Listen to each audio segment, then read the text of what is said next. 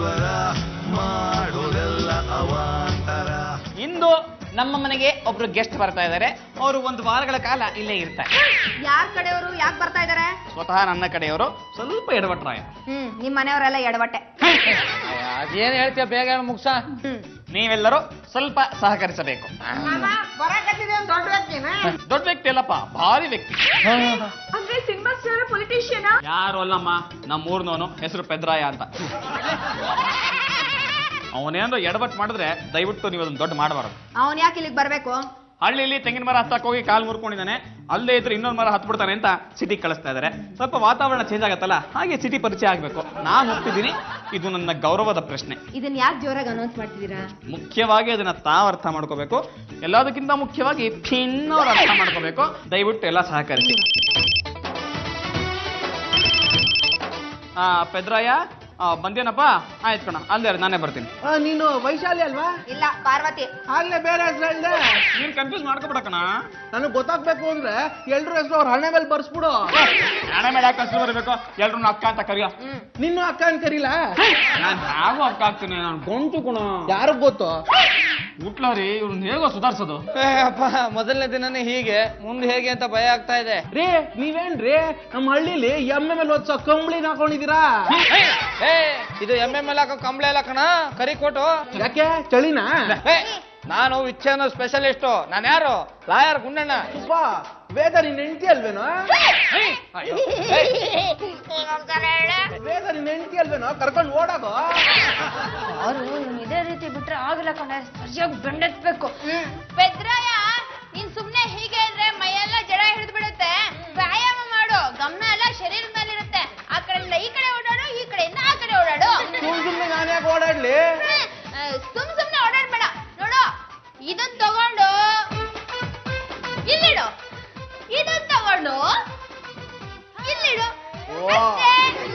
ಅಷ್ಟೇನಾ? ಗೊತ್ತಾಯ್ತು. ಇದನ್ನ ತಗೊಂಡೆ, ಇದನ್ನ ಇಲ್ಲಿಟ್ಟೆ. ಎಲ್ರು ಇವನು ಸಮಸ್ಯೆ ಇದೆ ಅಂತ ಹೇಳ್ತಾ ಇದಾರೆ, ಆದ್ರೆ ಏನು ಅಂತಾನೆ ಗೊತ್ತಾಗ್ತಿಲ್ಲ. ನೋಡಮ್ಮ, ಇವನು ಹಳ್ಳಿನಲ್ಲಿ ಗದ್ದೆ ಕೆಲಸ ಮಾಡೋಕೆ ಲಾಯಕ್ಕು. ತೆಂಗಿನ ಮರ ಹತ್ತೋದ್ ಬಿಟ್ರೆ ಇನ್ನೇನು ಬರಲ್ಲ. ಮೈ ತುಂಬಾ ಕೊಬ್ಬು ಜಾಸ್ತಿ ಆಗಿದೆ. ನಿಂಗೂ ಸ್ವಲ್ಪ ಬೇಕಾ? ಏನ್ ಮಾಡುದು ಡಾಕ್ಟ್ರೆ? ನೋಡಿ ಅಮ್ಮ, ನೀವು ಹೀಗೆ ಬಿಟ್ರೆ ಇವನ್ ಕಾಯಿಲೆನೂ ಜಾಸ್ತಿ ಆಗ್ತಾ ಇರುತ್ತೆ, ಬಿಲ್ಲು ನಿಮಗೆ ಬರ್ತಾ ಇರುತ್ತೆ. ಬಿಲ್ ಬರೋದವ್ರಿಗಲ್ಲ ನಿಮ್ಗೆ. ಆ ಪೆದ್ದ ಬಂದಾಗಿಂದ ನಿನಗೆ ತಲೆನೋವೇ ಆಗೋಯ್ತಲ್ವೇನೆ? ಯಾಕೆ ಹೇಳ್ತೀಯ? ಒಂದ್ ರಾಶಿ ತಿಂತಾನೆ, ಇಲ್ಲ ಮಲ್ಕೊಳ್ತಾನೆ, ಇಲ್ಲ ಹುಚ್ಚುಚ್ಚಾಗಿ ಮಾತಾಡ್ತಾನೆ. ನಿಮ್ ಮನೆಗ್ ಬರೋ ಕೇಸ್ಗಳೆಲ್ಲ ಹೀಗೆ ಇರುತ್ತೆ. ನನ್ ಪತಿ ಪರಮೇಶ್ವರನ್ ಎಷ್ಟ್ ಸಲ ಹೇಳಿದನ್ ಕಣೆ, ಯಾರನ್ನು ಕರ್ಕೊಂಡ್ ಬರ್ಬೇಡಿ ಅಂತ. ಆದ್ರೆ ಅವ್ರು ನನ್ ಮಾತು ಎಲ್ಲಿ ಕೇಳ್ತಾರೆ? ಎಲ್ಲಾರು ಓಡಿಸ್ಬಿಡು. ಎಲ್ಲೇ ಓಡಿಸೋದು? ವಾಕಿಂಗ್ ಹೋಗ್ಬಾ ಅಂತ ಹೇಳ್ದೆ, ಇನ್ನು ವಾಪಸ್ಸೇ ಬಂದಿಲ್ಲ. ಏನ್ ಹೇಳ್ತಾ ಇದೀಯ ಸುಬ್ಬು? ಊರೆಲ್ಲ ಹುಡುಗಿದೆ, ಸಿಗ್ಲಿಲ್ಲ. ಮಾರು ಇದೊಳ್ಳೆ ಕಷ್ಟಕ್ ಬಂತಲ್ಲ. ತುಕಾರಮ್ಮ ಸಿಕ್ಕದ್ನೆ ನಮ್ಮ ಕುರಮ್ಮ. ಎಲ್ಲ ಕಡೆ ಹುಡುಗಿದೆ, ಸಿಗ್ಲಿಲ್ಲ. ಅಲ್ಲಮ್ಮ, ಕಾಂಪೌಂಡ್ ಹೊರಗೆ ಕಳ್ಸ್ಬಿಡ ಅಂದೆ, ಗೇಟ್ ತೆಗ್ದ ಹೊರಗೆ ಕಳಿಸ್ದೆ. ಅವನೇ ನಾಯಿನ ಬೆಲ್ಟ್ ಹಾಕಿ ಕಟ್ಟಕ್ಕೆ ಅವ್ನು ಹೋದ, ನಾನೇನ್ ಮಾಡಕ್ಕಾಗತ್ತೆ? ಈಗ ಅವ್ನು ಎಲ್ಲಿ ಹುಡುಕ್ಲಿ? ನಮ್ಮ ಬಂಧುಗಳಿಗೆ ಅವ್ನು ಕಳ್ದೋಗಿರೋ ವಿಷಯ ಗೊತ್ತಾದ್ರೆ ನನಗೆ ಎಷ್ಟು ಅವಮಾನ ಆಗುತ್ತೆ ಗೊತ್ತಾ? ಹೀಗೆ ಸುಮ್ಮನೆ ಆಗಲ್ರಿ ಪರಮೇಶ್ವರ್. ಹೋಗಿ ಬಸ್ಸೋ ಲಾರಿಗೋ ಸಾಯಕ್ ಮುಂಚೆ ಹುಡುಕೊಂಬನ್ನಿ. ಎಲ್ಲಿದ್ಯಪ್ಪ ನೀನು? ನಾನ ಬಲ್ಗಡೆ ದೊಡ್ಡ ರೋಡ್ಗಳಿದೆ, ಎಡ್ಗಡೆ ಒಂದು ದೇವಸ್ಥಾನ ಇದೆ. ಯಾರನ್ನ ಕೇಳ್ದೆ, ಅವ್ರು ಹೇಳಿದ್ರು ರಾಜರಾಜೇಶ್ವರಿ ನಗರ ಅಂತ. ಅಪ್ಪ ನೀನ್ ಅಲ್ಲೇ ಇರ, ನಾನು ಈಗಲೇ ಬರ್ತೀನಿ, ಎಲ್ಲೂ ಹೋಗ್ಬೇಡಕಣ. ಎಲ್ಲಿದ್ದಾನಂತ? ರಾಜರಾಜೇಶ್ವರ ನಗರ ಹತ್ರ ಇದ್ದಾನಂತ. ಬಾ.